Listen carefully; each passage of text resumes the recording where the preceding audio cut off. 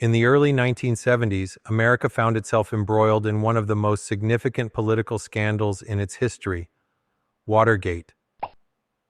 It all began with a break-in at the Democratic National Committee headquarters linked to President Richard Nixon's re-election campaign.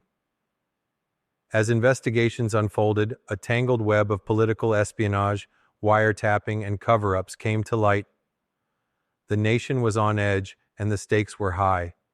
To get to the bottom of this scandal, a special prosecutor named Archibald Cox was appointed.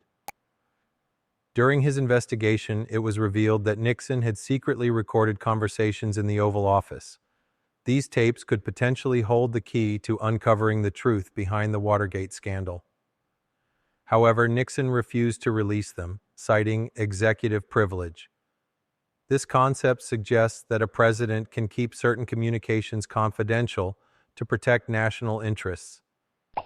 But could this privilege be used to withhold evidence in a criminal investigation? This question led to the landmark Supreme Court case known as United States versus Nixon. The legal battle that ensued was monumental. Nixon's defense team argued that the separation of powers meant that the courts had no authority to compel him to release the tapes. On the other side, Special Prosecutor Leon Jaworski contended that the tapes were crucial for uncovering potential crimes.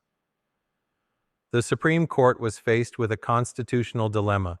Could anyone, even the president, be above the law? On July 24, 1974, the Supreme Court delivered a unanimous 8-0 decision.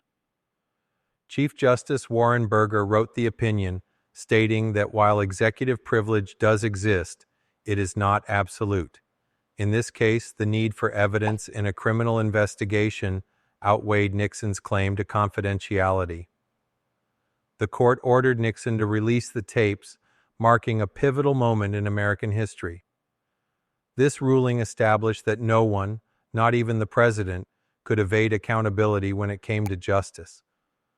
Following the court's decision, Nixon complied and released the tapes. One particular tape, infamously known as the smoking gun, revealed Nixon discussing plans to obstruct the FBI's investigation into Watergate. The fallout was immediate and severe. Facing almost certain impeachment, Nixon resigned on August 9, 1974, becoming the first and only U.S. president to do so. His resignation sent shockwaves through the nation and left a lasting impact on public trust in government. The aftermath of United States versus Nixon was profound. Vice President Gerald Ford took office, and the country was left grappling with a crisis of confidence in its leaders.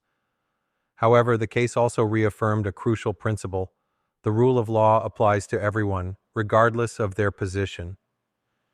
It set a precedent for limiting executive power and ensuring that the judiciary could hold the executive branch accountable. So, why does this case matter today? United States versus Nixon serves as a powerful reminder that no one is above the law.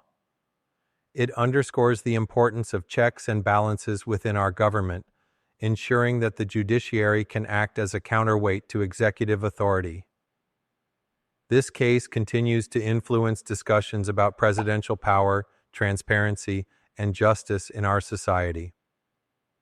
The legacy of this landmark ruling is still felt, reminding us that accountability is essential in a democracy.